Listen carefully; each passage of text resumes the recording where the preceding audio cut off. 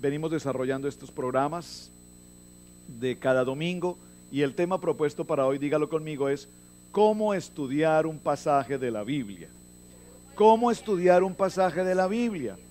Pareciera ser, y nos lo dijo esta mañana en la enseñanza de escuela dominical, no podemos confundir leer la Biblia con estudiar la Biblia. Leer la Biblia es simplemente leer un pasaje, pero estudiar la Biblia, nos enseñó el profesor, es lápiz y papel. Cuando tenemos lápiz y papel y tomamos nota, es porque estamos estudiando la palabra. Amén. Ustedes reciben un paracha, cada uno de ustedes lo tiene. Termina el servicio, veo muchos paracha por ahí en el piso, avioncitos y cosas así. Por favor, eso es para que usted lo diligencie, lo escriba. Ojalá usted tenga la colección de los 52 parachas del año, totalmente actualizados. Eso es un material poderoso de estudio, no es simplemente hacer copias por hacer copias. Amén. ¿Cómo estudiar la Biblia? Es el tema propuesto para hoy. Y obsérvese que hay algo muy interesante. Vamos a ir al libro de Filipenses, en el capítulo 2, y vamos a tomar un texto a partir del verso 19. Libro de Filipenses, escrito por el apóstol Pablo, libro de Filipenses, escrito a los miembros de la fe de la iglesia de Filipos. Amén. La ciudad de Filipos tenía una iglesia. Allí pasó Pablo con ellos, y cuando Pablo fue puesto preso en Roma, bajo el imperio romano, Pablo les escribe una carta a los Filipos, a los miembros de la iglesia en Filipenses, y vamos a estudiar hoy un verso, un capítulo de Filipenses, capítulo 2, del verso 19 al verso 30, y vamos a desarrollar esta enseñanza, cómo estudiar un pasaje de la Biblia a través de 4 procesos específicos. Estemos en pie un momento, por favor, para leer esta palabra en el nombre del Padre, del Hijo y del Espíritu Santo. Dios, sea bendecida esta palabra y dirígenos en el tema propuesto para el día de hoy. Libro de Filipenses, capítulo 2, verso 19. En sus textos, en sus Biblias, seguramente hay un título que dice Timoteo y Epafrodito. Dice la palabra del Señor. Lean todos juntos conmigo. Espero en el Señor Jesús enviaros pronto a Timoteo, para que yo también esté de buen ánimo al saber de vuestro estado, pues a ninguno tengo del mismo ánimo, y que tan sinceramente se interese por vosotros, porque todos buscan lo suyo propio, no lo que es de Cristo Jesús. Pero ya conocéis los méritos de él, que como hijo a padre ha servido conmigo en el Evangelio. Así que a este espero enviaros luego que yo vea cómo van mis asuntos. Y confío en el Señor, que yo también iré pronto a vosotros. Mas tuve por necesario enviaros a Epafrodito, mi hermano y colaborador y compañero de milicia, vuestro mensajero y ministrador de mis necesidades, porque él tenía gran deseo de veros a todos vosotros, y gravemente se angustió porque habíais oído que había enfermado. Pues en verdad estuvo enfermo, a punto de morir, pero Dios tuvo misericordia de él, y no solamente de él, sino también de mí, para que yo no tuviese tristeza sobre tristeza. Así que le envío con mayor solicitud, para que al verle de nuevo os gocéis y yo esté con menos tristeza. Recibidle pues en el Señor con todo gozo, y tened en estima a los que son como él, porque por la obra de Cristo estuvo próximo a la muerte, exponiendo su vida para suplir lo que faltaba en vuestro servicio por mí. Amén. Padre, qué preciosa palabra.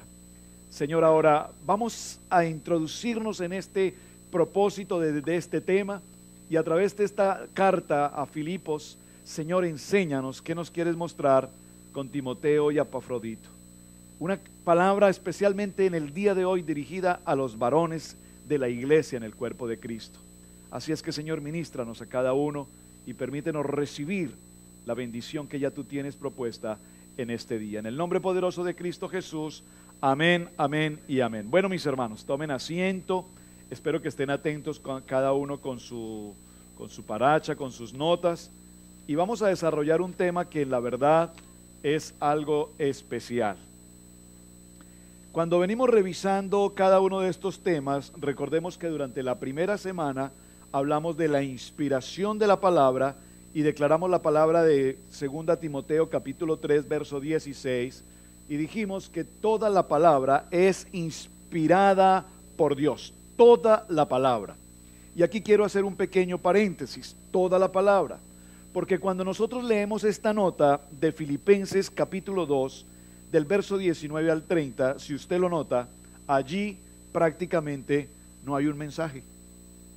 Si usted observa en la Biblia, la palabra que Pablo escribió a Filipos es realmente una carta de agradecimiento por algo que ellos hicieron para el apóstol Pablo. Pero realmente cuando uno lo desarrolla, y nosotros lo leímos estos días, lo leíamos y lo revisábamos, ¿qué mensaje realmente tiene Pablo allí? Porque pues por escribir una carta de agradecimiento, yo envío una carta de agradecimiento a alguien que hizo algo por la iglesia y le escribimos un mensaje y le decimos, te agradecemos el haber sido benefactor de la iglesia en algún aporte, gracias, y punto.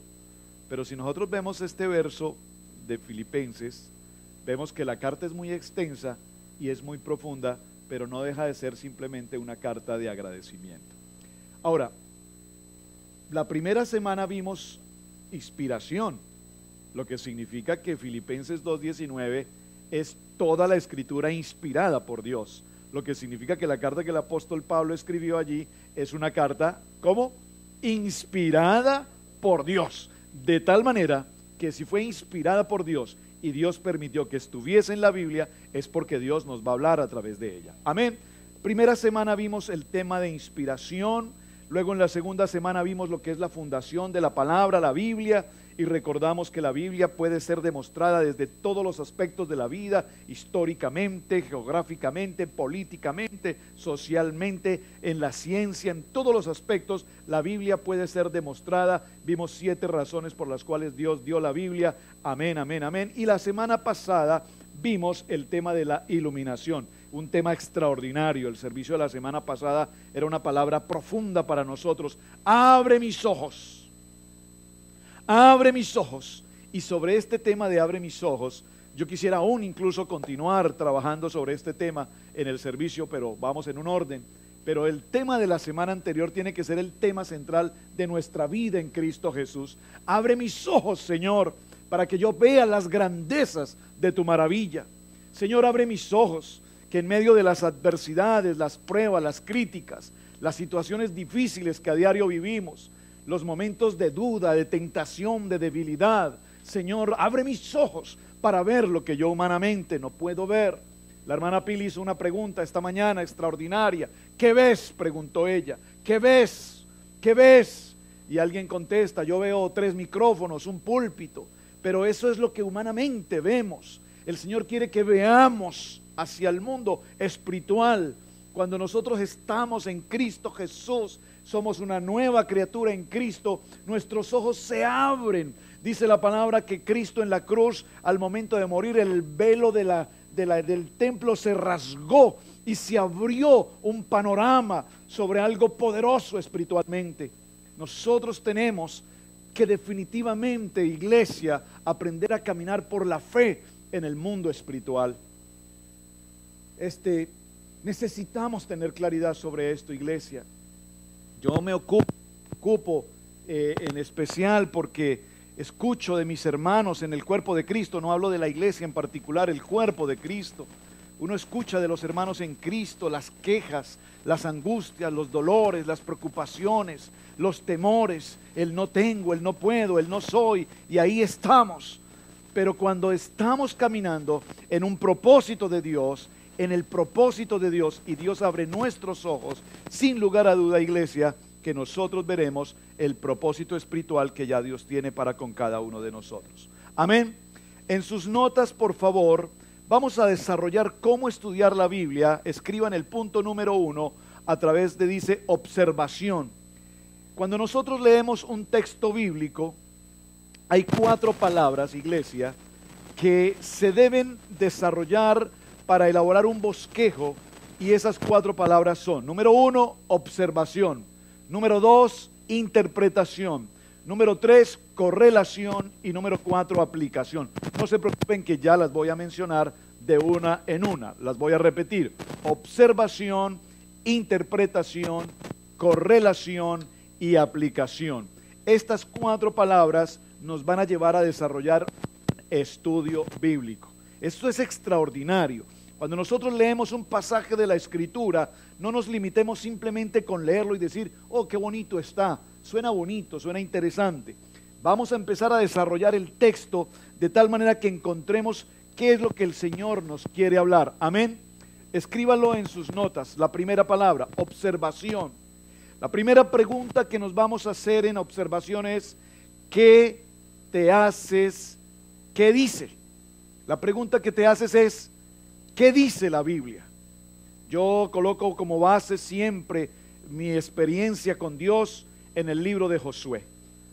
Josué, dice la palabra que el Señor le habló a Josué después de la muerte de Moisés y le dijo a Josué: esfuérzate y sé valiente. ¿Qué le dijo? Esfuérzate y sé valiente. ¿Qué le estaba ordenando el Señor? No temas ni desmayes. ¿Qué le estaba diciendo Dios?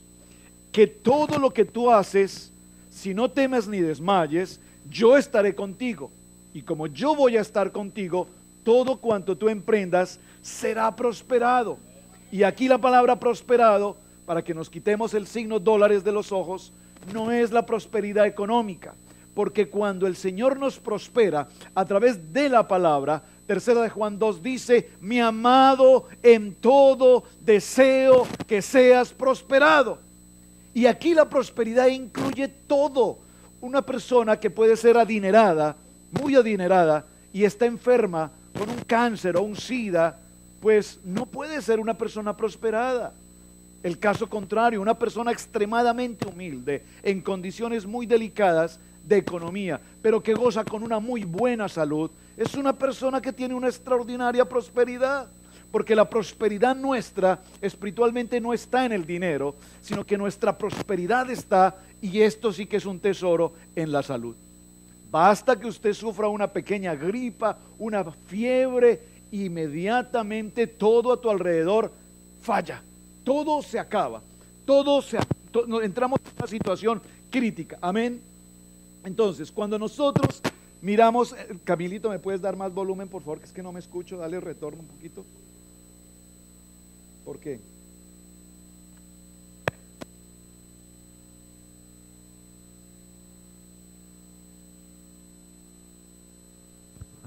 Aló. Solo tenemos entonces, cuando vamos a la Biblia, que mirar un pasaje del texto bíblico y observar qué es lo que el Señor quiere que nosotros hagamos a través de este texto bíblico. Coloqué como ejemplo Josué. Amén. He puesto como ejemplo Josué. Usted debe tener ya una palabra que es la palabra que lo identifica y que marca su vida específicamente. Así es que lo primero que vamos a hacer es observar y hacernos una pregunta: ¿qué dice esa palabra? Yo quiero que tú medites por un momento en la palabra de la cual tú estás apropiado. Siempre lo hemos repetido en este mismo lugar. ¿Cuál es tu cita bíblica? ¿Cuál es tu palabra? ¿Qué es lo que te hace hoy estar en la vida de la iglesia? ¿Cuál es la palabra con la cual Dios te habla? Que cuando estás en medio del gozo, la alegría o en medio de una crisis, hay una palabra que tú recuerdas, que tiene marcado tu corazón, y que esa palabra es en la que tú determinas tu vida espiritual. Cada uno de ustedes debe tener una, amén. Estoy completamente seguro que ya hemos pasado por acá y todos ustedes, cada uno tiene una palabra que determina su vida, amén. Ahora, si ya tienes esa palabra, pregúntate: ¿qué es lo que el Señor me quiere hablar en esta palabra?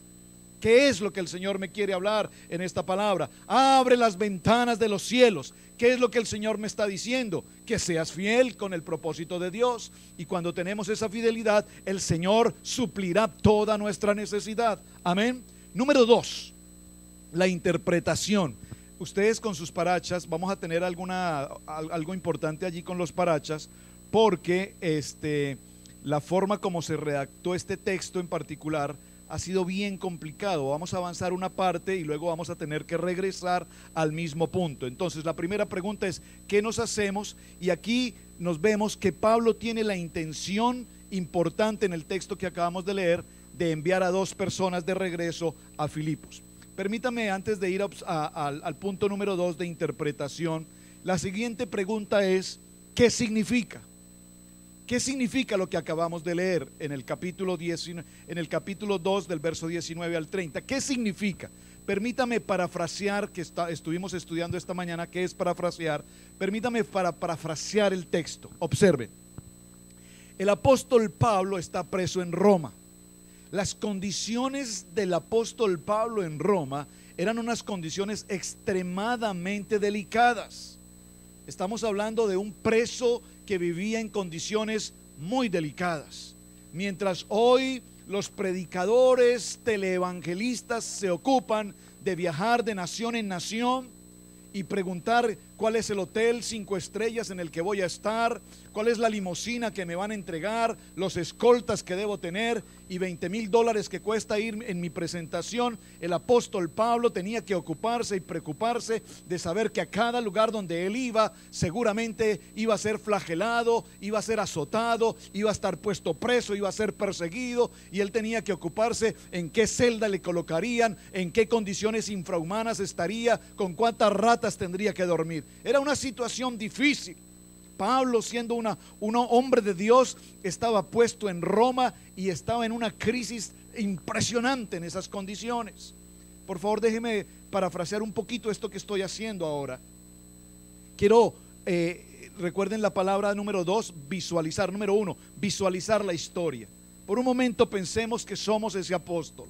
Estamos encerrados en una barraca de Roma, en medio del barro, el lodazal, las ratas, la mugre, la suciedad, la oscuridad. No hay fluido eléctrico, no hay calefacción, no hay aire acondicionado, no tiene celular, no tiene ninguna pantalla de televisión. No estamos hablando de las cárceles de hoy, estamos hablando de una cosa horrorosa en el Imperio Romano.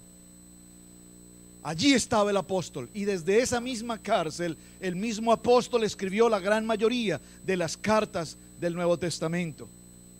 O sea que nunca jamás desperdició su tiempo. Amén. Pero miren lo interesante. En Filipos, la iglesia de Filipos se ocupa de enviar a un hombre. Y atención, varones, se ocupa de enviar a un hombre, a un varón. Realmente no especifica ciertos detalles la Biblia sobre la vida, la historia de este hombre llamado Epafrodita. ¿Quién era este hombre? Pero la Biblia sí nos dice que él salió de Filipos, y escúchame, en dirección a Roma. No sé exactamente la medida, o sea que si me equivoco por unas millas, por favor, perdónenme. Pero vamos a suponer que tenía que caminar 30,000 kilómetros, no sé en millas, ¿cuánto podrían ser? Unas cuantas millas. ¿Cuántas millas hay de Charlotte a Miami, hermano Isaac? Usted hace ese recorrido, no, 40 no. De Miami a Charlotte, usted hace ese recorrido. Unas 700 millas aproximadamente, 12 horas de viaje. Algunos que se creen muy inteligentes dicen es que yo solo hago 10. Bueno, eso será usted. Yo hago 12 caminando a 65, otros que van a 90 hacen 8. Pero si usted va dentro de los márgenes de ley, pues que es lo correcto, entonces aquí no se trata quién hace más o quién hace menos, serán las mismas millas. La pregunta es, cuando Epafrodita sale de Filipos en dirección a Roma, ¿iba por el highway? ¿Iba en el carro del año? ¿Aclimatado, con calefacción? Seguramente en algún animal, en algún caballo, o seguramente a pie, caminar muchos días expuesto al sol, al frío, a la lluvia, a las condiciones. Pero atención, él iba con un propósito. Epafrodita iba específicamente a llevar una ofrenda de la iglesia de Filipo para Pablo. Esto es extraordinario. La iglesia de Filipos sabía la condición lamentable en la que Pablo estaba en esa prisión. Nadie se acordaba del apóstol. Todos sabían que era un tremendo hombre de Dios. Pero la iglesia de Filipos se unió y dijo: no, a nuestro apóstol no lo podemos dejar en esa condición. Necesitamos un varón de la iglesia que vaya hasta Roma, 30,000 kilómetros a pie, en medio de las montañas, el frío, el clima, los delincuentes, los asaltantes. Sí, necesitamos que alguien vaya. Y aparece este hombre. Y este hombre empieza una peregrinación sabiendo que lo que está haciendo no es para que él sea, dijo alguien esta mañana, el más importante de la iglesia. No es para que lo reconozcan como diciendo: oh, qué valiente es. No es para que digan: no, qué hombre tan importante es él que ha tomado la decisión de ir. No es esto. Él va porque él tiene claro en su corazón que hay un hijo de Dios expuesto a una condición lamentable, y por lo tanto la iglesia se levanta y lo va a bendecir. La pregunta aquí es: ¿cuántos de nosotros estamos dispuestos a ir una milla más por un hermano? ¿Cuántos de nosotros estamos dispuestos de caminar por la necesidad de un hermano? Recuerdo esta anécdota histórica. Un hombre se presentó en la iglesia y el pastor le dijo: ven, pasa al frente, hermano. ¿Cuál es tu situación? Compártenos tu testimonio. Pastor, he estado pasando por tiempo de tribulación, he estado pasando por pruebas, he estado pasando por momentos extremadamente difíciles. Déjenme decirles, hermanos, que incluso en mi casa hemos llegado a comer pasto.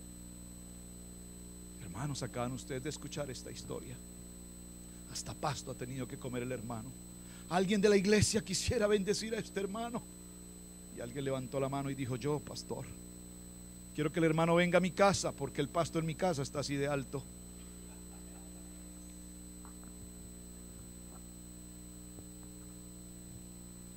Estoy pasando por una situación difícil. Vamos a orar por ti, hermano. Vamos a orar por ti. Estamos orando por ti. No te limites a estar orando por alguien. La palabra es oración. Hay que orar y hay que actuar. Si hay que bendecir a alguien, ¿estás dispuesto a Epafrodita a caminar 30,000 millas y llegar a ese otro extremo? Aquí nos da la palabra interpretación. ¿Hacia dónde es que tú vas con esta pregunta? ¿Qué significa lo que el apóstol Pablo escribe en segunda de Filipenses? Nos está diciendo: aquí hay un punto importante que quiero tratar contigo. Y observa esto, que es bien interesante. Cuando nosotros hablamos de la palabra ojo, por ejemplo, si yo les digo ojo, ¿qué usted entiende si yo le digo ojo? Estamos hablando de prestar atención, ten cuidado. Pero escúchame, cuando estamos estudiando un texto bíblico, no todo lo que aparece en el texto bíblico es y representa lo que el texto bíblico está escribiendo. ¿Me están entendiendo? Voy a poner un ejemplo. Hermanos, permítanme tomarlos del pelo. ¿Usted qué entiende por decir permítame tomarle del pelo?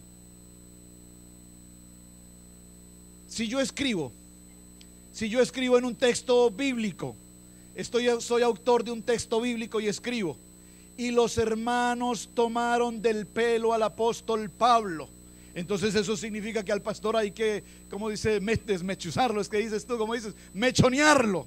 No, observen, la frase tomar del pelo significa hoy en nuestro tiempo una burla, una broma. Permítame tomarles del pelo. De tal manera que esa frase no es una frase textual. ¿Está conmigo? Es simplemente una frase. La Biblia nos habla en todo momento de metáforas, de comparaciones que no son específicamente lo que la Biblia está diciendo. Por lo tanto, tenemos que ir al punto número 2, que nos dice: hay que interpretar lo que la Biblia nos quiere decir. Hay citas de la Biblia que son extraordinariamente puntuales, que representan y dicen. Pero hay muchos de los textos bíblicos, una gran mayoría de textos, que representan una palabra, pero que no es el significado puntual, sino que tenemos que buscar la interpretación a ese texto, específicamente mirando el contexto y el texto para saber a qué se refiere. Permítame decir algo.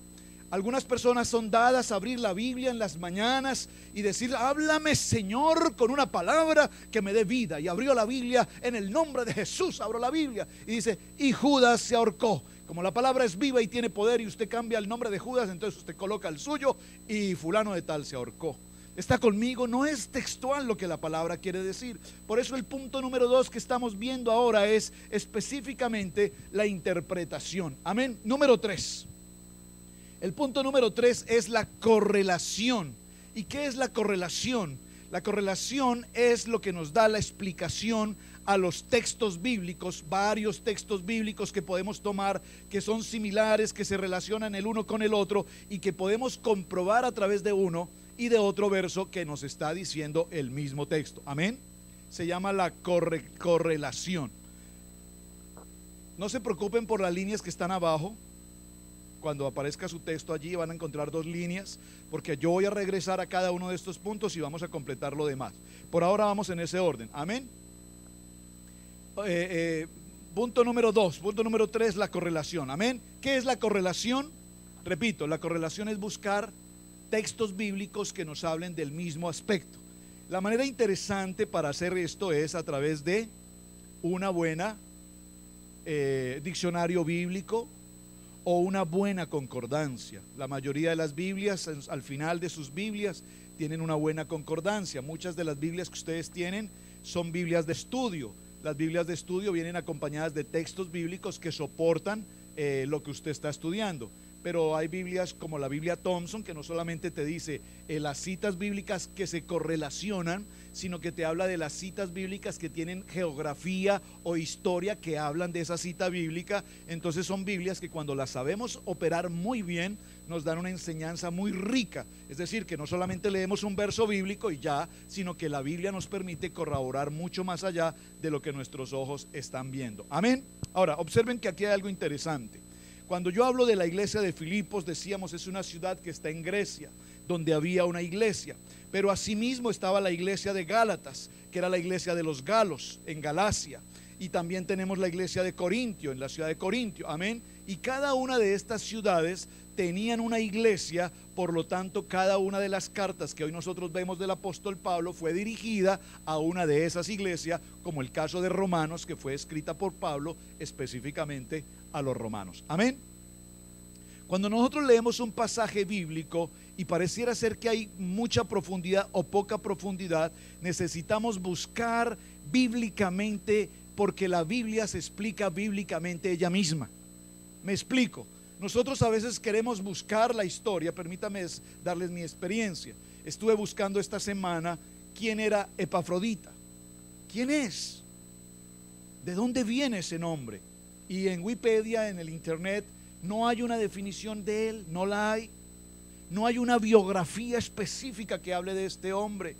Pero por lo tanto empezamos a buscar textos bíblicos y los mismos textos bíblicos nos dicen quién es y de dónde viene y cuál era su importancia. Un poquito más adelante los vamos a ver allí. Amén. Dice que era nacido como un gentil de una familia griega y que llevaba el nombre de Dios, de una diosa que era Afrodita. Ustedes recuerdan eso en la literatura universal, se habla de Afrodita. ¿Quién era Afrodita? ¿Quién era Afrodita? ¿Recuerdan? ¿Alguien recuerda quién era Afrodita? ¿No? Afrodita, como decía un amigo, oiga, lean. Los que están en la escuela primaria, secundaria, high school, eso ustedes ya lo vieron en sus escuelas. No me digan que no, porque o no fueron a esa clase y entonces eso sí es grave. A algunos adultos les acepto que no sepan porque tal vez nunca lo estudiaron, etcétera, pero estos jóvenes que están aquí sentados, todos tienen que saber parte de la historia. Yo me acuerdo que un día Camilo, mi hijo, me decía, papi, después de que fue al college, a la universidad, le enseñaron historia y él vino apasionado con la historia y me decía, papi, yo quisiera dedicarme a estudiar historia. Qué interesante la historia. Afrodita, la diosa del amor. Y observen, si en la Biblia se habla de una palabra amor, Jesús nos amó. Cristo nos ama. Eso significa, Cristo nos ama. Pero en la literatura universal y en el caso nuestro del español, nuestro español es demasiado rico y amor significa muchas cosas. Amén. Puedo detenerme un segundo acá porque los veo con los ojos desorbitados. Pastor, no sé por dónde va, qué es lo que está diciendo, todavía no aterrizo. Estoy hablando muchas cosas y estoy hablando muy, muy profundo. Tengo que bajarme un poquito de tono para que podamos entender esto. Amor en la literatura universal tiene 4 significados. El amor eros, que es el amor erótico, el amor filial, que es el amor de amigos, el amor ágape, que es el amor de Cristo, amén, y hay uno que no me acuerdo, que ya lo voy a recordar. Hay 4 conceptos del amor. Entonces, en la Biblia, cuando nos dice Jesús me ama, ese es el significado real. El amor de Cristo es uno solo. El amor de Cristo no es interesado para que seas simplemente un amigo. El amor de Cristo no es interesado para que seas mi esposo, mi esposa. El amor de Cristo es todo. Primera de Juan dice, Él es el verbo, Él es el amor. Amén. Número 4 en sus textos. Ya vimos correlación, y luego de correlación vamos a volver al primer punto. Veamos, vamos a ir a la segunda línea del primer punto, donde dice observación. Falta número 4, ok, perdóneme, aplicación. Amén. Voy a ir aquí a mis notas. Interpretación, y luego el número 4 dice que es aplicación. Luego vimos correlación, que son los versículos bíblicos, y luego llegamos a aplicación, y es ¿qué voy a hacer al respecto? ¿Qué voy a hacer al respecto? Cuando yo tomo una cita bíblica, la correlaciono con otros versículos bíblicos, la observo, la interpreto, la recibo para mí. Esta palabra es viva, esta palabra tiene poder. Ahora esta palabra viene para mí. Recuerden el tema de la semana pasada. Papá, ¿me ves?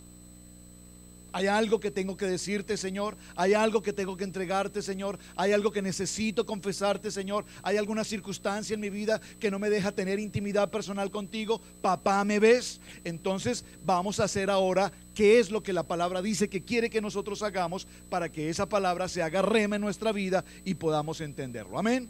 Número 1, volvemos al punto de observación. En este punto nosotros vemos que en el verso 19, tienen sus citas bíblicas, en el capítulo 2 de Filipenses, en el verso 19, dice, ¿qué dice? Por lo tanto, amén, espero en el Señor Jesús enviaros pronto a Timoteo, para que yo también esté de buen ánimo al saber de vuestro estado, pues a ninguno tengo del mismo ánimo, y que tan sinceramente se interesa por vosotros. Número 1 en este punto, observen, Timoteo gozaba del gran aprecio y reconocimiento de Pablo. Por favor, escúchame esto. Después de Jesucristo, el hombre más importante espiritualmente de la Biblia es el apóstol Pablo. Yo quiero que usted tenga claro eso. Después de Jesucristo, el hombre más espiritual, el hombre más comprometido, el mejor siervo de la Biblia, se llama el apóstol Pablo. Ahora, el apóstol Pablo en el verso 2 nos está diciendo que a ninguno tengo del mismo ánimo, y que tanta sinceridad esté entre nosotros. Dice, pues a ninguno tengo del mismo ánimo, y que tan sinceramente se interese en vosotros. Es como yo puedo decir, aquí está el hermano Luis, aquí está el hermano Miguel, aquí está el hermano Félix, el hermano Amaury, cada uno de mis hermanos varones, el hermano Isaac, el hermano Héctor, etcétera. Aquí están, y tengo tanto aprecio por ese hermano. Pero observen el aprecio de Pablo por ese hermano. Dice, lo aprecio tanto porque ninguno como él tiene tanto aprecio por ustedes. Esto va a ir un poco más allá.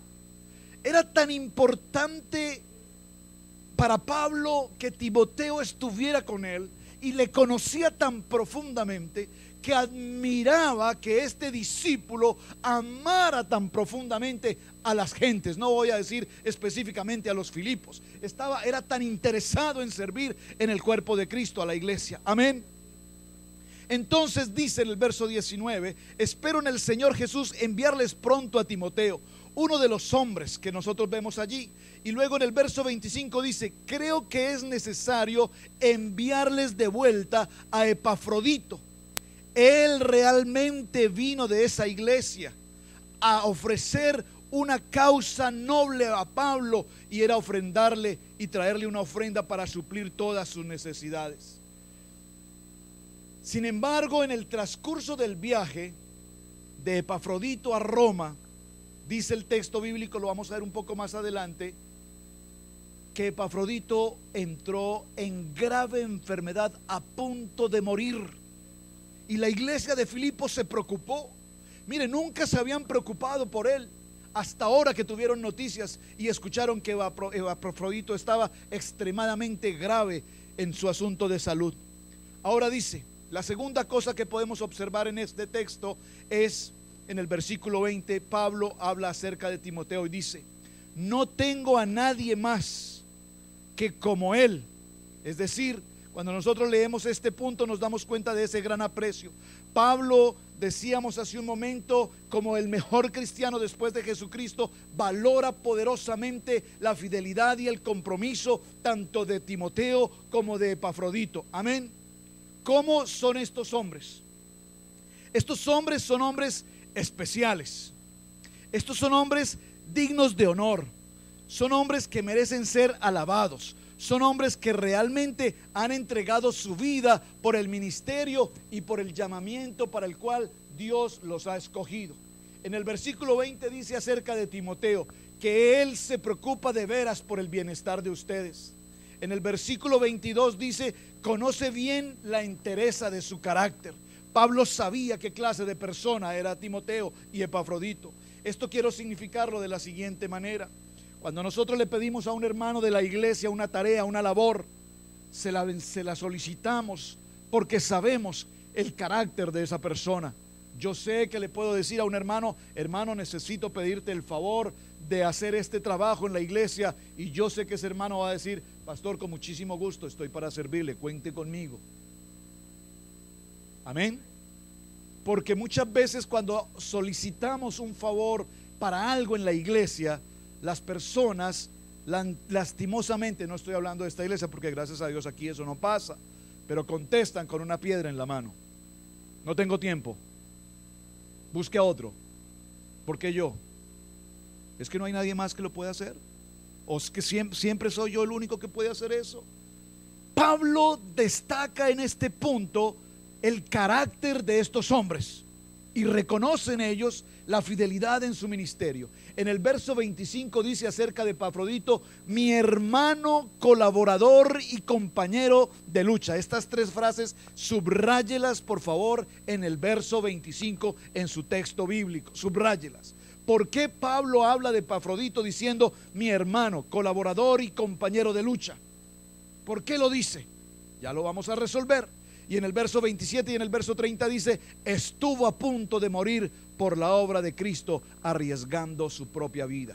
Y volvemos al punto: ¿quién de nosotros hoy aquí tiene la certeza y la claridad de que puede arriesgar su vida por servir al Señor? Saben, es que estamos viviendo un evangelio muy cómodo, lo decíamos hace 8 días. Si usted está atento a las noticias de esta semana, sabe cuántos miles de cristianos están siendo quemados en este mismo momento en la zona oriente del mundo. ¿Eres tú cristiano? Sí, soy cristiano, amo al Señor. Fuego sobre este hombre. Y los están quemando vivos por decir que son cristianos. Y se levantan y dicen: amo a Cristo. Yo me pregunto cuando eso pasa, y no crea que esto que estoy diciendo se lo estoy diciendo a usted, me lo estoy diciendo yo mismo. Usted, si lo está escuchando, recíbalo. Pero si a mí me ponen en este mismo momento y me dicen: ¿amas a Cristo? ¿Eres tu pastor de una iglesia cristiana? Y hay una hoguera ahí al frente mío y estoy viendo a los hermanos cristianos quemándose, yo no sé, pregunto, ¿qué contestaríamos? No me pregunten qué contestaría, porque yo puedo decirles a ustedes: por supuesto que lo que voy a decir es que yo soy pastor. Pero una cosa es decirlo y otra cosa es vivir el momento. ¿Está conmigo? Una cosa es decirlo de boca para afuera y otra cosa es vivir la experiencia de estar en el momento. Y esos hermanos allá en ese lugar donde están viviendo esta experiencia tienen el carácter de Cristo, de decir: amo a Cristo y soy cristiano, y pasan a la hoguera y son quemados vivos. Y eso está pasando hoy. Yo no les estoy hablando de la historia de Roma, les estoy hablando del siglo XXI. En este mismo año, en este mismo momento, las iglesias en ese lugar están siendo quemadas. Los cristianos están siendo quemados. Si tan solo portan una Biblia, son quemados. Aquí Pablo resalta el carácter de Epafrodito y de Timoteo, hombres fieles, hombres justos, hombres dignos, hombres de honor, hombres de cabalidad, hombres que creen en el propósito para el cual han sido llamados. Ahora, cuando hablamos de la observación del punto 2 que ya tratamos, ¿qué significa? Este pasaje es muy poderoso porque nos habla de 5 señales que significan ser un hombre de Dios. El versículo 21 dice: no tengo a nadie más como él. Qué interesante esto. Pablo dice: no tengo a nadie más como él. Es mi hombre de confianza. ¿Por qué no habría nadie más como él? Pregúntense. Y la respuesta es muy sencilla: porque siempre buscamos nuestros intereses propios. Siempre buscamos nuestra comodidad. Siempre buscamos qué podemos sacar. Amén. ¿Qué podemos sacar de esto? ¿Qué podemos sacar de lo otro? ¿Qué podemos sacar de allí? Saben, me está sucediendo algo interesante con los hermanos que están viniendo al trabajo comunitario. Estoy viviendo una experiencia nueva con ellos.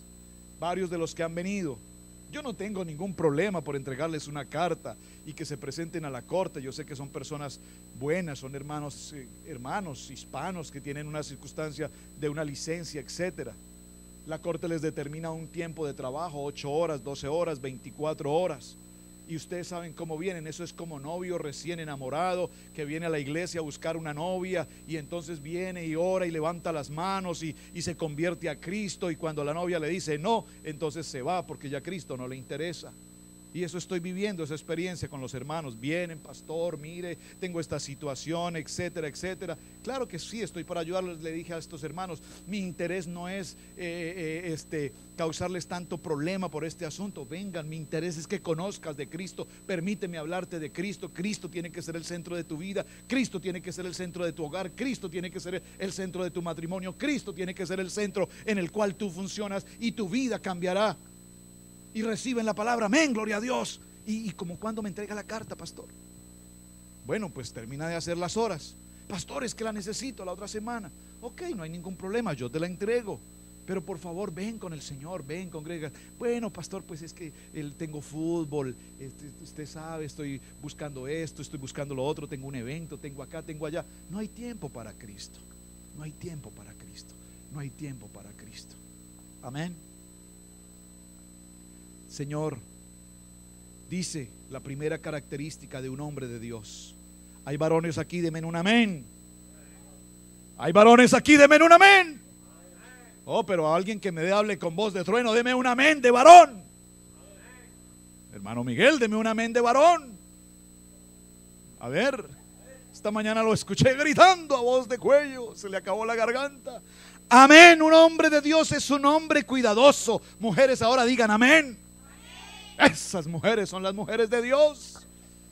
Un hombre de Dios es un hombre cuidadoso, es un hombre que cuida lo que tiene, cuida a su esposa, cuida a sus hijos, cuida su casa, cuida sus finanzas, cuida todo su entorno. Un hombre de Dios no hay como él. Es un hombre que no es egoísta, no es egoísta en la comida, no es egoísta en el vestir, no es egoísta en el dar. Es un hombre generoso. Un hombre de Dios es un hombre que tiene un corazón dador. Timoteo realmente se preocupaba por ustedes, dice la palabra. ¿Están conmigo? Dice, y un hombre que es un hombre cuidadoso, le dice Pablo, realmente estos hombres son dignos de honor, porque son hombres cuidadosos. Amén. Diga, ese soy yo. La cultura en la que nosotros vivimos es una cultura en la que se nos enseña a ser egoísta. Ayer hablaba con una parejita y yo le decía: ¿tú trabajas, hermana? Sí, pastor. ¿Y tú trabajas, hermano? Sí, pastor. Y cuéntenme, ¿ustedes tienen los dos un salario? Sí, pastor. ¿Y cómo comparten su dinero? Cuéntenme un poco su dinero. No sé, pastor. Él paga la renta, paga los biles, paga lo que se tiene que pagar, y lo que yo gano es para mí. ¿No? Qué bonito eso. Porque por lo menos en la cultura americana dice 50-50, 50 y 50, cada quien por igual, la renta mitad y mitad. Los servicios, mitad y mitad. Pero eso no es lo que Cristo nos enseña. Eso no es lo que Cristo enseña a un hombre cuidadoso, a una mujer cuidadosa. Cristo enseña que si ingresan 2 salarios en la casa, serán uno. Porque dice la palabra que hombre y mujer en el matrimonio serán uno solo. La hermana Lupita dijo amén. El hermano Amaury se levantó y dijo amén, aleluya. Ahí te hablan, mujer.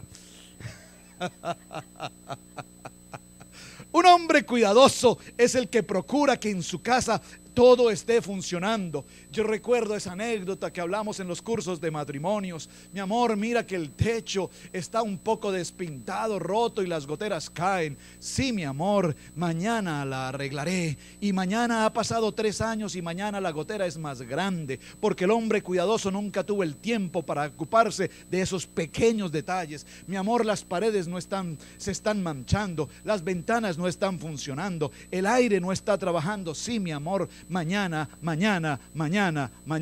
Dios le habla a hombres que son hombres de Dios, que no se limiten a venir a la iglesia, levantar las manos y decir amén, sino que sean hombres de Dios cuidadosos en su casa.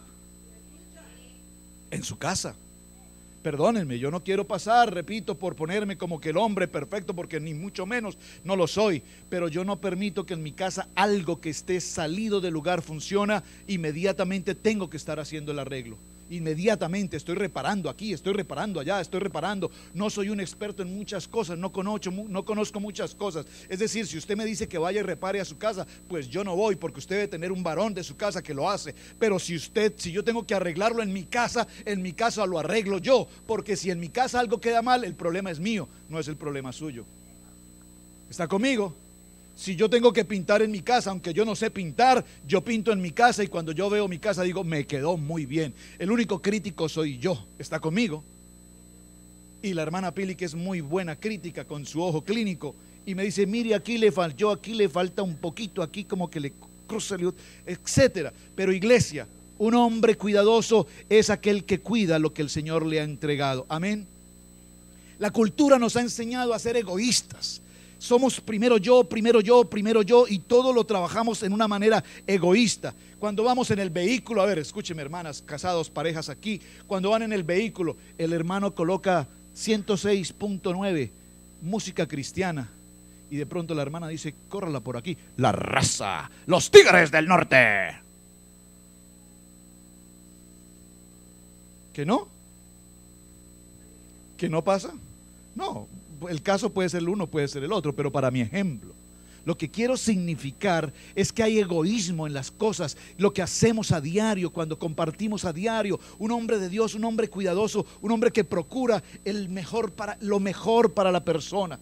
Ya se acabaron los caballeros que abren la puerta del vehículo para que la amada suba. Ay, pastor, usted se puso demasiado cursi ya con esos cuentos, eso ya no funciona. Pues debería funcionar. Ahora simplemente el conductor se sube, mira para el otro lado y le dice, ¿se queda o qué? Busque Ray.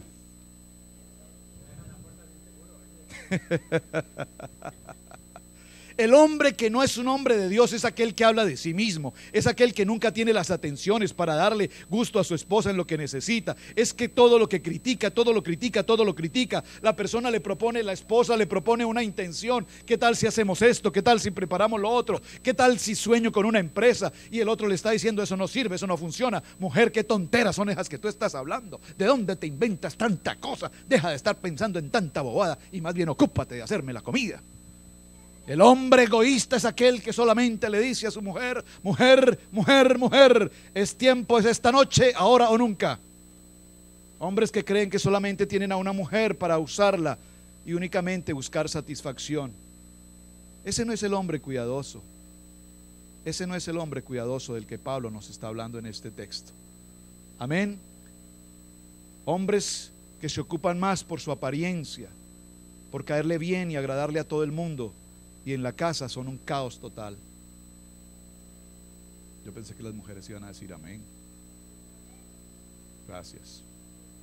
Hombres que aparentan afuera ser limpios, aseados, organizados, puros, limpios, transparentes, cristalinos, y en casa desde la puerta, desde antes de entrar a la puerta de su casa, están los medias, los zapatos, los pantaloncillos, todo tirado por el piso. Y ahí pasarán una semana, un mes, porque si la esposa no lo recoge, jamás los irá a recoger él. Dios nos está hablando de hombres que sean hombres de Dios. Hombres, número 2, hombres de Dios que sean consistentes. Hombres de Dios que sean consistentes. ¿Y qué significa aquí que sean consistentes? Dígalo conmigo, que tienen una convicción de la vida. Yo le pregunto a los hermanos, ayer le pregunté a un hermano, dime cuáles son tus proyectos para el próximo año. Y me dijo, no sé. Yo te pregunto a ti, ¿cuáles son tus proyectos para el próximo año? No me digas que no sabes. Porque una vida sin proyectos es una vida estancada. Tenemos que soñar con algo. Tenemos que proyectarnos a algo. Yo llevo cerca de 8 años proyectándome ir a estudiar inglés al college. Y no crean que me da risa decir esto, me avergüenza. Pero tengo que hacerlo. Si no fue este año ni el pasado, será el próximo. Pero tengo dentro de mis proyectos que tengo que hacerlo. Están ahí en stand-by. ¿Cuáles son tus proyectos a este tiempo? Tienes que ser consistente en lo que eres. Si yo soy un hijo de Dios y soy un hijo llamado por el Señor y soy un hijo cristiano, mis consistencias estarán en la palabra. Estudiar la palabra. Dijo Josué, medita en la palabra de día y de noche. Medita en la palabra. Yo no puedo tener tembleques en mi vida espiritual. No puedo estar tibio ante las situaciones que se me enfrentan día a día. Una mujer admira a un hombre que es un hombre cuidadoso del hogar, pero la mujer admirará profundamente a un hombre que es consistente, que lo que dice eso hace. ¿Alguien aquí en esta casa está orando por marido? Levánteme la mano.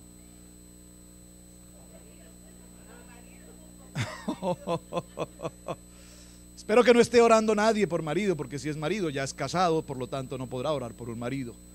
Tendrá que orar por un esposo, que es diferente. ¿Está conmigo? ¿Están conmigo? Ahora bien, un hombre consistente educa a sus hijos. Un hombre consistente los prepara en la palabra. Un hombre consistente, la hermana Pili, ustedes observen detalles pequeños. La hermana Pili les dice, hermanos, que sus niños, sus hijos vengan con un sobre al alfolí, con la ofrenda. Y es más, hasta la hermana Pili tuvo que ponerles el precio, así sea $1. Así sea $1, no dijo que fuese $1. Dijo, aunque sea $1. Pero que tu hijo no venga a la iglesia con las manos en el bolsillo, porque toda la palabra inspirada por Dios es para todos nosotros. Y cuando nosotros venimos a la alfolía a ofrendar al Señor, no dice en ninguna parte de la Biblia que el padre o la madre vengan a ofrendar. Dice que todos presentamos ofrenda al Señor, amén. Estos niños crecerán y cuando crezcan han aprendido en la escuela bíblica, en su iglesia infantil, aprendieron a ser hombres dadores de Dios. Y cuando sean dadores de Dios en su edad adulta, serán hombres que cosecharán la bendición de Dios. Anoche estaba viendo un mensaje de un canal de televisión. Hay un pastor a quien me gusta seguir, y este hermano predicó una palabra extraordinaria, y voy a resumirlo en 2 momentos. Dice, en las escuelas bíblicas, en los seminarios, nos han enseñado que para predicar una palabra tenemos que colocarle un título. Luego del título leer una cita bíblica. Luego de la cita bíblica introducir el tema. Luego de introducir el tema, exponer el tema. Y luego de exponer el tema, decir amén y todo está consumado, hemos terminado. Pero Moisés, dijo este hermano, el libro de Éxodo nos muestra que Moisés solo tenía un tema: deja ir a mi pueblo. Se presentó frente a Faraón y no le dijo: Faraón, si a ti te parece y si tú consideras pertinente, te pido de manera especial, yo como enviado de Dios, que dejes ir a mi pueblo. No. Moisés se presentó y le dijo al Faraón: deja ir a mi pueblo. Y durante toda la conversación de Moisés con Faraón no hubo tregua, no hubo conciliación, no hubo negociación. Fue consistente lo que Moisés dijo: Faraón, deja ir a mi pueblo. Yo quiero que tú seas consistente con tu palabra. Nosotros somos consistentes en la iglesia y somos consistentes fuera de la iglesia. Allá afuera la gente tiene que ver que somos hijos de Dios porque somos consistentes en una palabra que es la que nos mantiene con vida. Un hombre pasó cerca de 20 años trabajando en una empresa con personas a su alrededor. Un día en una reunión social se encontraron 3 personas, 2 pastores y otra tercera persona. Pastor, ¿cómo ha estado usted? Que me alegría verle después de tantos años que no conversaba con usted. Pastor, cuénteme cómo va su obra. Y la tercera persona que estaba allí le dice: ¿cómo, hermano? ¿Usted por qué le dice pastor a él? Dice: bueno, porque es pastor, lo conozco como pastor, sé que ha sido pastor por toda la vida. Y le dijo: ¿cómo usted puede decirme que este hombre es pastor? Yo hace 20 años trabajo con él en la empresa y nunca jamás me ha hablado una sola palabra de Cristo. ¿Cómo usted puede decirme que es pastor? ¿Está conmigo? ¿Eres consistente en la iglesia o eres consistente en todo lugar a donde tú vayas? La gente tiene que saber que tú eres un hijo de Dios. Número 3, un hombre de Dios es un hombre colaborador. Un hombre colaborador, y este punto es precioso. Un hombre colaborador, dice el apóstol Pablo, dijo de Epafrodito, dijo: este hombre es un hombre que tiene 3 características. Número 1, es una familia. Número 2, es un hombre de comunión. Y número 3, es un hombre de lucha. El apóstol Pablo dijo: es mi hijo, es mi hermano, específicamente fue la palabra que dio. Saben, hermanos, nosotros somos una familia. Aquí celebramos hace unos pocos días el cumpleaños número 4, si no estoy mal, ¿dónde salía? De Lía. Ah, ok. Hace unos días celebramos sus 4 años. Esa niña nació en esta iglesia, fue concebida en la iglesia, fue nacida en la iglesia, y hace pocos días celebramos 4 años de esta niña. Somos una familia. Nosotros seremos sus tíos tal vez. ¿Está conmigo? Aquí están sus primos, aquí están todos los tíos. Yo no sé si los abuelos también, pero somos una familia en Cristo. Se avecina el tiempo de Thanksgiving. ¿Con quién compartimos? Con la familia de Dios, hermanos en Cristo. Ahí es donde nosotros vemos la familia de Dios. Hay uno en el hospital, ¿quién lo visita? La familia de Dios. Alguien está en una prisión, ¿quién lo visita? La familia de Dios. Alguien está pasando por una situación difícil, ¿quién ayuda? La familia de Dios. Pero normalmente son terceras personas que nada tienen que ver los que primero ofrecen ayuda. Entonces, ¿dónde está el verdadero gesto de una familia? No se extrañen de esto, hermanos. Usted tiene familia en carne, en sangre, en su país. ¿Cuántos de sus familiares en su país hacen algo por usted? Yo no estoy diciendo que eso no pase, porque sé que hay gente que tiene familia maravillosa, que no están esperando que usted envíe dólares y dólares, sino que hay gente allí que está diciéndote que necesitas, que nosotros también te podemos ayudar. ¿Están conmigo? Hermana Ana está pasando por una situación difícil y ahora su familia en Costa Rica le dice: hija, no te preocupes, nosotros te podemos apoyar. O yo no sé si se lo dicen, pero si no se lo dicen, bueno, no sé si se lo dirán. Y tienen los medios para hacerlo. Lo que quiero decir es que su familia tal vez no la abandona. Estoy en lo correcto. Estoy seguro que su familia no la va a abandonar. Pero también estoy seguro que en nuestra familia carnal hay muchas diferencias. Usted llevará mucho tiempo que no se habla con un tío, con un hermano, aún con su papá o con su mamá o con familia cercana. ¿Por qué? Porque como hermanos en carne no la vamos, como hermanos en carne no nos entendemos, como hermanos en carne no compartimos. Y desde que me hice cristiano menos, me desheredaron. Mi padre dijo: sales de la herencia por haber faltado a la religión. Entonces somos la familia en Cristo. Somos una familia en Cristo y nos amamos, dice una canción. Somos una familia en Cristo y nos amamos. Luego Pablo dice de Epafrodita que no solamente es un hermano porque somos la familia, sino además dice que mantiene comunión. Nosotros en Cristo Jesús mantenemos esta comunión, este diálogo, esta relación de ser íntegros el uno con el otro. Y finalmente dice que es una lucha porque todos trabajamos para el mismo Dios, amamos al mismo Señor Jesucristo. Él pagó en la cruz tu pecado, mi pecado, y su sangre nos lavó a todos. Por lo tanto, todos ejercemos una lucha en el ministerio y todos trabajamos para la obra de Cristo. No es el pastor el que trabaja, es la iglesia la que trabaja. No es el pastor el que se reproduce, son las ovejas las que se reproducen. Amén. Así es que en este orden que estamos desarrollando, mis hermanos, en el cuarto lugar, en el verso 26, habla de Epafrodito y dice que extraña mucho a todos y que está muy afligido porque ustedes se enteraron de que él estaba enfermo. Y obsérvese que aquí la iglesia de Grecia, llamada la iglesia de Filipos, que fue una iglesia que plantó precisamente el apóstol Pablo, aún estando Pablo en Roma, les dice que Epafrodito dice que se los enviará de regreso porque sabe que es un hombre de valor y es un hombre de importancia para la iglesia. Amén. Número 4. Un hombre de Dios es un hombre considerado. Y aquí considerado significa que no solo piensa en lo que otros dicen, sino que también piensa en sus emociones. Piensa en lo que dice y cómo actúa y cómo va a afectar a otras personas. ¿Alguna vez, iglesia, hermano, te has sentido afligido por alguna circunstancia? Es necesario que un hermano en la iglesia, un hombre considerado de la iglesia, se ocupe de saber por qué estás pasando. ¿Cuántas veces nos hemos acercado a un hermano, así tú no le conozcas, y le dices: hermano Héctor está recién llegado de otro estado para acá, viene con un proyecto, viene con un plan, viene con una expectativa, está buscando personas, está buscando gente a su alrededor, está buscando el calor humano que solo lo puede dar Cristo? ¿Cuántos de ustedes que ya saben que él está llegando, vino el día miércoles, viene hoy domingo, se acercan con el hermano Héctor? Cuéntame algo en que yo pueda servirte, no conozco de tu vida muchas cosas, pero dijo él una palabra hoy. La hermana Pili preguntó: ¿qué ves? Y él dijo: veo amor. Wow, gloria a Dios que ve amor, porque si él lo ve espiritualmente es lo que tenemos que darle. ¿Cuántos se acercaron o se van a acercar o se han acercado? Hermano, estamos para servirte, no sé qué puedo hacer por ti, déjame saber si hay algo en lo que yo te pueda ayudar. Algunos de ustedes, el hermano Isaac está viniendo con nosotros hace algunos días. ¿Cuántos de ustedes se han acercado con el hermano Isaac? Hermano Isaac, no nos conocemos, tal vez lo he visto en alguna parte, nos hemos cruzado en algún momento, pero déjame decirte, mi nombre es y si hay algo en lo que yo pueda ayudarte, permíteme, déjamelo saber. ¿Cuántos se han acercado con el hermano Luis? Hermano Luis, déjame saber cómo te sientes, cómo has pasado.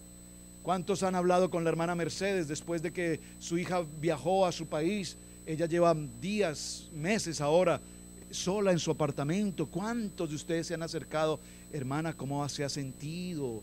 ¿Qué necesidad puede tener? ¿En qué manera yo puedo ayudarle? ¿Quiere que oremos específicamente por algo? La iglesia de Jesucristo, el hombre de Dios, tiene que aprender a ser un hombre considerado. ¿Están conmigo? Tiene que ser un hombre considerado. En Primera de Pedro, esa cita no está en sus textos, pero en Primera de Pedro capítulo 3 verso 7 dice: esposos, sean comprensivos con sus esposas. Y aquí la palabra comprensivo es considerado. Considerado. No puedes, hermano varón, llegar a satisfacerte simplemente porque tienes un afán humano, cuando tu esposa, que también trabaja o está en una condición delicada de salud, necesita reposo, necesita descanso, necesita tranquilidad. Eso se llama consideración. Tenemos que aprender a controlar esos instintos machistas, egoístas, y ser hombres de Dios considerados también. Amén. Número 5, un hombre de Dios tiene que ser valiente. En el verso 27, estuvo Epafrodito enfermo y al borde de la muerte. Estuvo a punto de morir este hombre. Arriesgó su vida para llevar una comisión hasta presentarse con Pablo. Arriesgar su vida. ¿Cuántos de nosotros estamos dispuestos a arriesgar nuestra vida? Este es un punto extremadamente delicado, hermanos. Cuando el apóstol Pablo, el número 5, cuando un hombre de Dios debe ser valiente. Miren, cuando el apóstol Pablo fue llevado a la corte en Roma, nadie se presentó con él. Nadie se presentó con él. Jesús, hijo de David, lo aclamaba al pueblo. Y a los pocos días, esos mismos que lo aclamaron le lanzaban piedras y le decían: blasfemo. Escúchame, iglesia. ¿Cuántos de nosotros estamos dispuestos a ser valientes de enfrentar una situación de un hermano en Cristo. No me conteste, solo medite en esta palabra, porque el Señor nos prueba en cada cosa que nosotros decimos. Pero cuando alguien en la iglesia se encuentra en una situación difícil y adversa, pareciera ser que la norma del mundo es inmediatamente darle la espalda al que está pasando por ese momento adverso.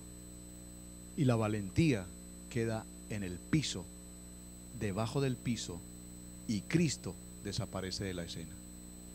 Aún sus discípulos, cuando vieron a Cristo en la cruz, dice la palabra, que se esfumaron, los unos por un camino y los otros por otro. Se nos acabó los milagros, se nos acabó la bendición, se nos acabó todo, y la fe se vino al piso. Un hombre de Dios tiene que ser un hombre valiente, que está dispuesto a asumir riesgos, que está dispuesto a enfrentar circunstancias, que toma no solamente riesgos normales, sino que se atreve a ir un poco más allá en la vida. ¿Saben? Hay gente que hoy asume riesgos. Estaba viendo esta semana en televisión una escena, las noticias en algún lugar en Australia. Hay en este momento unas olas que tienen más de 50 a 100 metros de altas. Olas que muy pocas veces se han visto, son olas gigantes. ¿Y saben qué están haciendo los surfistas? Viajando a Australia a montarse sobre esas olas.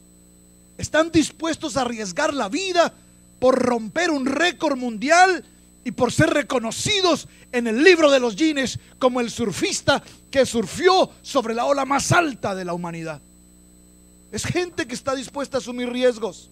Hay gente que está dispuesta a escalar montañas. Hay gente que está dispuesta a pasar de los edificios más altos de un lado a otro sobre una cuerda. Son riesgos de muerte y la gente lo hace. Yo veía anoche en la tarde, un poquito del tiempo de reposo, un partido de fútbol americano. No soy aficionado al fútbol americano, estoy aprendiendo a ver qué es lo que hacen y definitivamente no lo entiendo. Eso es impresionante. Qué golpes más bárbaros que esta gente se da. Y a lo mejor me decía mi hijo, no, si no sienten nada, para eso tienen casco, para eso tienen protectores, lo que sea. Pero yo con un golpecito de esos, mi columna se despedaza. Aparte de que la tengo bien delicada. Están conmigo. Es gente que está dispuesta a arriesgar la vida por un deporte, arriesgar la vida por la fama, arriesgar la vida por el dinero. ¿Cuántos de nosotros hoy estaríamos dispuestos a arriesgar la vida por una palabra? ¿Saben? Arriesga la vida por ir a tocar una puerta y llevarle una palabra a alguien que la necesite. Arriesga tu vida por un compañero de trabajo que no conoce de Cristo y necesita que tú le hables. Arriesga tu vida por un hermano tuyo, un familiar que no conoce de Cristo y necesita que le des una palabra. Arriesga la vida por alguien. El hermano Isaac dijo, esta mañana fui a la casa de la hermana y toqué a la puerta. La hermana estaba preparada para ir a su congregación. Ella recibe una palabra de Dios y dice, si estoy preparada desde temprano, voy. El hermano arriesgó su vida. Lo hizo sin saber. O sea, como dice, ¿para qué le digo que no? Sí, sí. Él realmente iba por un documento y la hermana aceptó venir, gloria a Dios. Pero el ejemplo que quiero llevar es, ¿por qué no arriesgas la vida de tocar la puerta de alguien hoy y decirle, ven, te invito a la iglesia? Ven, te invito. Tengo partido de fútbol, deja tu partido de fútbol. No, jamás podré dejar mi fútbol. No. Primero lo primero.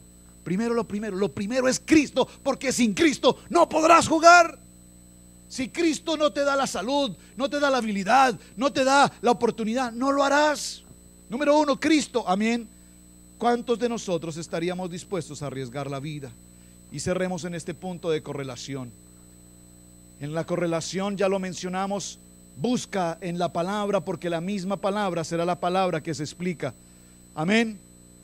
Y cuando llegamos a la parte final de este texto, llevémoslo a la práctica. Y es el punto más delicado de lo que estamos hablando hoy. ¿Qué tú predicas hoy? ¿Qué tú estudias hoy de la palabra? ¿Y qué tú haces por llevarle la palabra a alguien? Esto lo hemos predicado día tras día, momento tras momento, momento tras momento. apliquemos la palabra. ¿Qué voy a hacer al respecto? ¿Qué voy a hacer al respecto? ¿Qué voy a hacer al respecto? ¿Cristo viene pronto? Amén. Pero pastor, si eso lo estamos diciendo hace 2000 días, hace 2000 años que Cristo viene pronto, no importa si lo estamos hablando hace 2000 años, Cristo viene pronto. Lo importante no es si llegue mañana o si llega pasado mañana o en 10 años. Lo importante es que estemos preparados para cuando Él viene. Algunos puertorriqueños dicen que el Señor viene en el mes de abril. Sí, dicen en abril porque dice, el Señor viene en un abrir y cerrar de ojos. Hermanos, apliquemos la palabra, pero por favor, iglesia, pongámonos una meta. Una meta es alcanzar uno más para Cristo, iglesia. Uno más para Cristo. Que cuando vayamos a la presencia del Señor podamos ver a alguien allí en el cielo y tú tengas la claridad en tu corazón de que a esa persona tú le compartiste el evangelio. Y si son 10 aún mejor, y si son miles, gloria a Dios. Pero que tengas la opción en el cielo de saber que por lo menos a uno sacaste de en medio de la oscuridad. Y la única manera posible es que todo, en cuanto nos preparamos en la palabra, lo podamos aplicar en nuestra vida. Amén. Santiago 1:22 nos dice la palabra que lo llevemos a esa práctica. Amén. Iglesia, cuando nosotros tenemos la aplicación en nuestra vida, empezamos por casa en cada uno de nosotros de manera personal.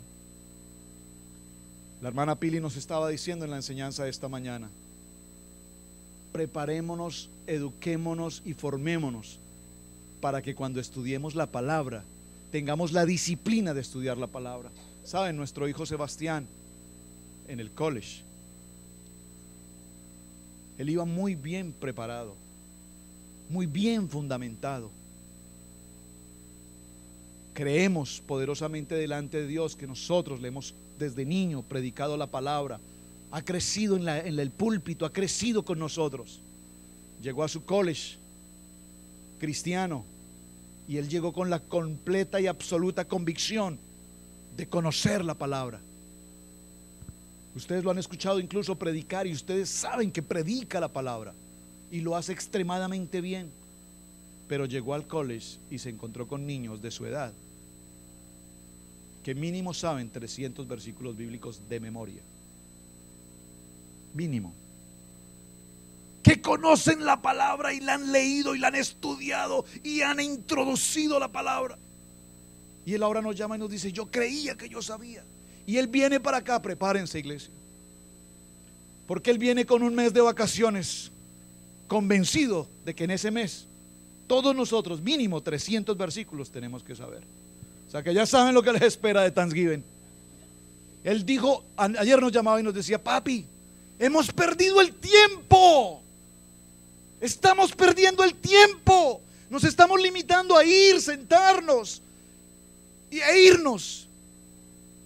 Y yo veo mis compañeros de escuela. Yo pensé que estos que estaban aquí no sabían, pero estoy sorprendido. Ahora estoy doblemente esforzado. Necesito estudiar más, aprender más la palabra.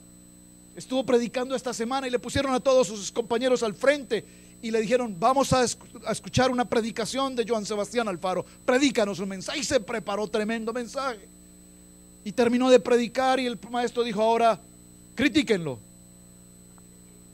acúsenlo, fuego.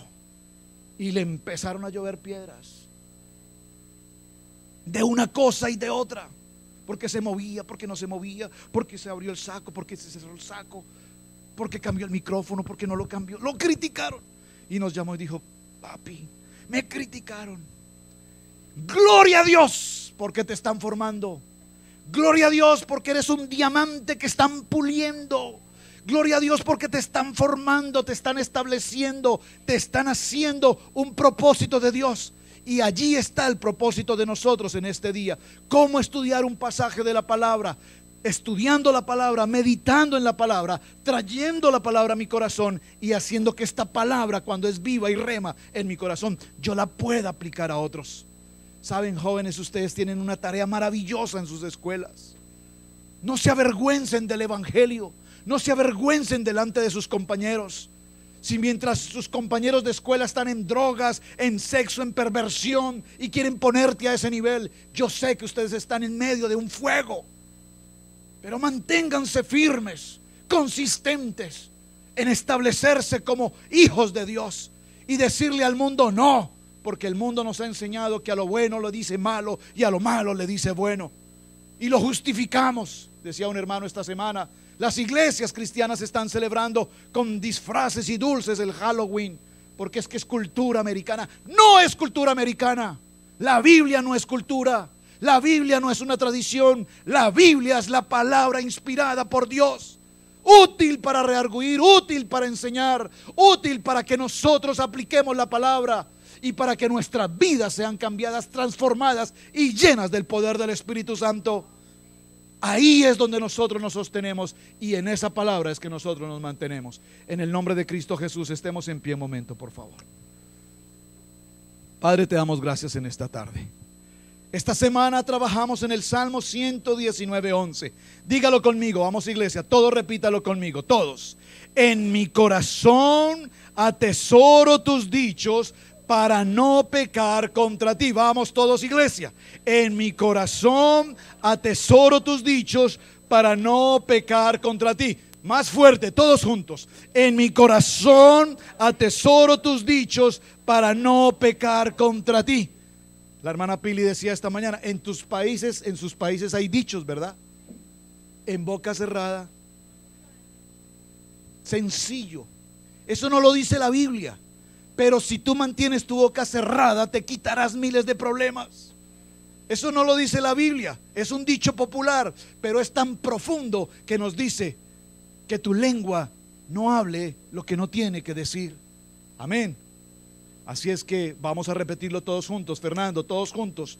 Esta es la cita de esta semana y trabajemos en ella. Salmo 119:11. Dígalo conmigo. Salmo 119:11. Más fuerte. Salmo 119:11. Más fuerte. Salmo 119:11. No los oigo, dice alguien. Salmo 119:11. Ahora dígalo. En mi corazón atesoro tus dichos para no pecar contra ti. Más fuerte. En mi corazón atesoro tus dichos para no pecar contra ti.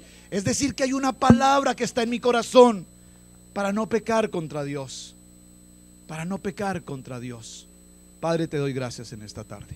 En mi corazón, Señor, atesoramos tu palabra para no pecar contra ti. Señor, que en nuestro corazón esté tu palabra viva, tu palabra eficaz, tu palabra penetrante, tu palabra que corta, Señor, hasta lo más profundo. Que cuando nuestros labios se abran, sean para hablar de tu palabra. Que cuando nuestros pensamientos se pronuncien, sean para pronunciar tu palabra. Que cuando nos crucemos con la persona allí afuera, el enfermo, el deprimido, el angustiado, el suicida, el alcohólico, el drogadicto, el homosexual, el delincuente, el que sea que pase por frente a nosotros, cuando nos vea, Señor, pueda recibir el poder de tu Santo Espíritu en una palabra. Señor, que como Epafrodita y Timoteo, Pablo tenía honra en estos hombres, hombres valiosos, hombres valientes, hombres que se preocupaban por el interés de la iglesia, hombres que no tenían egoísmo, hombres que llevaban la palabra a tiempo y fuera de tiempo. Señor, que nosotros podamos ser dignos de estar delante de tu presencia sin que haya nada, Señor, de que sentirnos avergonzados. Sabemos que en muchas ocasiones, de muchas maneras, Dios, nos hemos equivocado. Claro que sí. Ninguno aquí, Señor, ha sido pasado de esta prueba. Todos tenemos algo que tal vez nos avergüence, que tal vez no quisiéramos siquiera que alguien alguna vez conociera. Pero tú conoces mi corazón y tú conoces mi necesidad. Por lo tanto, sabemos, Dios, que tu preciosa sangre nos ha lavado de todo pecado. Y aunque sea el pecado más horrible de la humanidad, tú has perdonado mi pecado y tu preciosa sangre nos ha lavado. Señor Jesús, ven pronto a reinar con nosotros. Ven pronto, Jesús, y reina sobre la iglesia. Ven pronto, Jesús, y reina sobre nuestro hogar. Ven pronto, Jesús, y reina sobre el matrimonio. Ven, Jesús, y reina sobre nuestras finanzas, sobre nuestros hijos, sobre nuestros trabajos, sobre nuestros sueños, sobre nuestras expectativas, sobre el ministerio, sobre cada discípulo. Ven pronto y reina en esta casa, Dios. En el nombre poderoso de Cristo Jesús, toda la gloria, Dios, y toda la honra sean para ti, papito lindo, porque tú nos ves. Papá, tú me ves. Papá, tú me ves. Gloria a ti y toda la honra para ti, mi Señor. Amén, amén y amén.